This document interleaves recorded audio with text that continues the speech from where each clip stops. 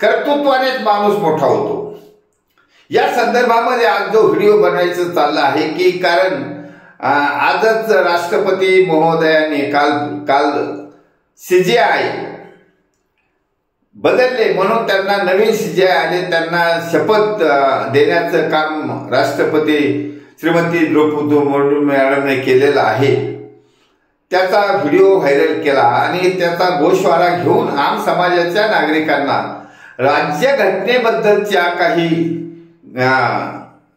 संलग्न असणाऱ्या आणि राज्यघटनेच्या तरतुदीबद्दल व्हिडिओ जारी करत आहोत। कारण ही लोकशाही 3 स्तंभावर टिकलेली आहे आणि तथाकथित एक पत्रकारिता स्तंभ आहे। 3 स्तंभापैकी विधिमंडळ, कार्यकारी मंडळ आणि न्यायमंडळ। न्यायमंडळ जे आहे ते CJI चालवतो, ही जे प्रमुख आहे न्यायमंडळाचा। परंतु न्यायमंडळामध्ये जे सिस्टमॅटिक चालू आहे, क्वालिफाईड लोक जातात, आपल्या कर्तृत्वाने वर जातात।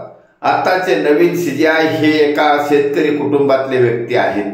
त्यांनी वकिलीपासून सुरू केलेली करिअर थेट त्यांना CJI पदापर्यंत घेऊन गेलं आणि त्याच्यासाठी हे न्याय व्यवस्था एक खंबीर स्तंभ आहे लोकशाही टिकवण्याचा। उर्वरित जे स्तंभ आहेत ते मात्र अपेक्षेप्रमाणे नाहीत। राज्यघटनेच्या अपेक्षाप्रमाणे काम होत नाही। विधिमंडळामध्ये जाणारे अनेक आमदार खासदार आहेत, 90% भ्रष्टाचारी आहेत, गुंड आहेत, वंशवादी आहेत। तसेच त्यांच्या या कार्यकारी मंडळामध्ये असणारे मंत्री, संत्री, त्यांचे अधिकारी, सचिव यांच्यामध्ये पण तीच प्रथा आहे। गुंड प्रवृत्तीच्या लोकांचा भरणा जास्त आहे, 90% पेक्षा जास्त आहे। मग आता राहिली कोण? चौथा स्तंभ म्हणजे पत्रकारिता। ही पण ह्या 2 स्तंभाच्या आधिपत्याखाली आहे, अंडर प्रेशर आहे। मग भारताची लोकशाही टिकवण्याचं काम एकमेव करत आहे ती म्हणजे न्यायसंस्था। न्यायसंस्थेची जबाबदारी वाढलेली आहे। परंतु ह्या ज्या विधिमंडळात आणि कार्यकारी मंडळात जाणारे नको असलेले लोक आहेत, भ्रष्टाचारी प्रवृत्तीचे आहेत, वंशवादी आहेत, गुंड आहेत आणि त्यांचे जे कार्यकर्ते, बगल बच्चे सर्व 2 नंबर धंद्यावाले असतील आणि त्यांच्या जीवावर हे त्या पवित्र मंदिरात पाय ठेवतात, लाजिरवाणी गोष्ट आहे। महाराष्ट्रामध्ये कितीतरी मंत्र्याचे घोटाळे बाहेर आलेले आहेत, एक दुसऱ्याला वाचवित आहे। मुख्यमंत्र्याची तारेवरची सर्कस आहे। एका बाजूला सत्ता टिकवायचा आहे तर एका बाजूला भ्रष्टाचारी मित्र पक्षांच्या लोकांना सांभाळायचं आहे। त्यामुळे हे जे चालू आहे हे लोकशाहीला अपेक्षित नाही, भारतीय राज्यघटनेला अपेक्षित नाही।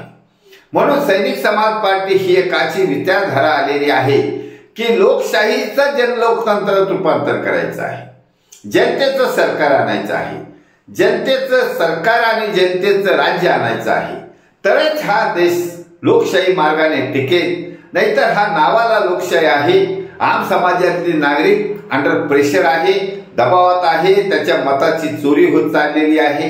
आता स्थानिक स्वराज्य संस्थेच्या निवडणुकीमध्ये पाहिलं असता कितीतरी असे लोक आहेत, भाजपात आहेत, काँग्रेसमध्ये आहेत, शिवसेनेत आहेत, राष्ट्रवादीत आहेत, उठले आणि चालले, गुडघ्याला बाशिंग बांधला, आम्हाला नगरसेवक करा म्हणून। अरे बाबांनो, व्हॉट इज युअर लायकी काय आहे? तू या लोकशाहीच्या राज्यघटनेच्या अपेक्षामध्ये उतरणारा आहेस का? कारण काय हे निवडणूक आयोग, निवडणूक निर्णय अधिकारी हे सर्वची सर्व अंडर प्रेशर आहेत, सत्तेच्या अंडर प्रेशर आहेत। इकडून निघतात आणि सत्तेत जातात, इकडून निघतात सत्तेत जातात। सत्या त्यांना त्यांच्या दुष्कर्माची फळं देऊ शकत नसेल, शिक्षा देऊ शकत नसेल। जसे की आता वाचवलेले जे मंत्री आहेत, पार्थ पवारच्या प्रकरणामध्ये अजित पवार आहेत, त्या संपदा मुंडे डॉक्टरची आत्महत्या झाली, तिच्यामध्ये तो रणजित सिंग नाईक निंबाळकर होते, यांना मुख्यमंत्र्यांनी वाचवलं असेल। परंतु मुख्यमंत्री काही सुपरह्युमन नाही किंवा ब्रह्मदेव नाही। त्यांच्या कर्माची फळं त्यांना भोगावी लागणार आहेत. असे कितीतरी नेते आहेत की त्यांचा अंत दुःखात गेला आहे, कॅन्सरमध्ये गेला आहे, त्यांच्या मनशांती बिघडलेली आहे. म्हणून अशा लोकांना सर्वश्रेष्ठ पावर असलेला समाज हा त्यांना शिक्षा देण्यासाठी कॅपेबल आहे.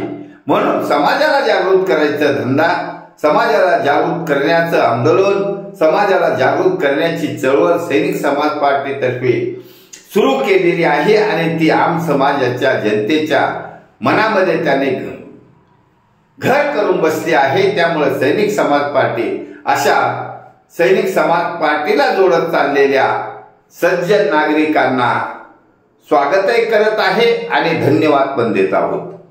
भारत वर्ष की जय, छत्रपती शिवाजी महाराज की जय. सैनिक समाज पार्टीचा विजय असो.